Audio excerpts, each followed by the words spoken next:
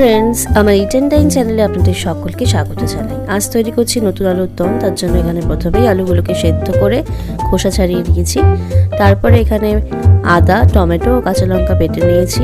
এরপরে তেলের মধ্যে এখানে দিয়ে দিচ্ছি আগে আগে মশলা। প্রথমে দিয়েছি শুকনো লঙ্কা আর গোটা জিরে ফোড়ন।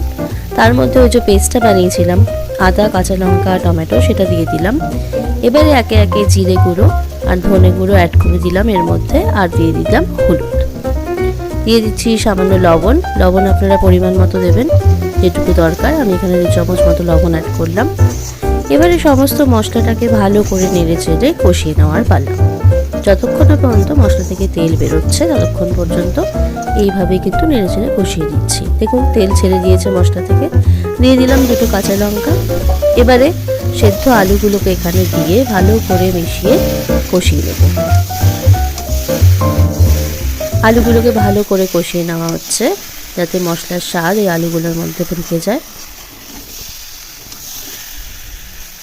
এইভাবে আলুর দম বানিয়ে খেতে কিন্তু আমাদের সকলেরই খুব ভালো লাগে। এই শীতকালে এই আলুর দমটা কিন্তু ভীষণই ফেমাস। আপনারাও বানিয়ে খাবেন, খুবই ভালো লাগবে। অ্যাড করে দিলাম মটরশুঁটি। এই আলুর দমে মটরশুঁটি দিলে কিন্তু আলাদাই স্বাদ লাগে এর খেতে। এবারে দিয়ে দিচ্ছি সামান্য পরিমাণে জল। যে মিক্সি বাটিটাতে মশলা করেছিলাম সেই মিক্সি বাটিটা ধুয়ে এখানে জল অ্যাড করে দিলাম। প্রথমে সামান্য জল দিয়ে এই আলুগুলোকে ভালো করে কষিয়ে নিচ্ছি মশলার সাথে। তারপরে আরও কিছুটা জল এখানে অ্যাড করব।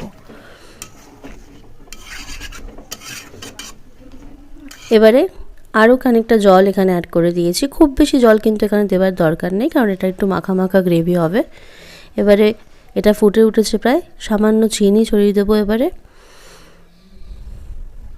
এটাকে এভাবেই হাই ফ্লেমে ফুটতে দেব। তাহলে কিন্তু একদম রেডি আমাদের আলুর দম। ধনেপাতা ছড়িয়ে সার্ভ করব। দিয়ে দিলাম ধনেপাতা ওপর থেকে। একটু নাড়িয়ে চাড়িয়ে নেব যাতে ফ্লেভারটা এর সাথে মিশে যায়। ধনেপাতার ফ্লেভারটা এর সাথে মিশে গেলে আরোই ভালো লাগবে। দেখুন খুব সুন্দর তৈরি হয়ে গেল আমাদের নতুন আলুর দম রেসিপি।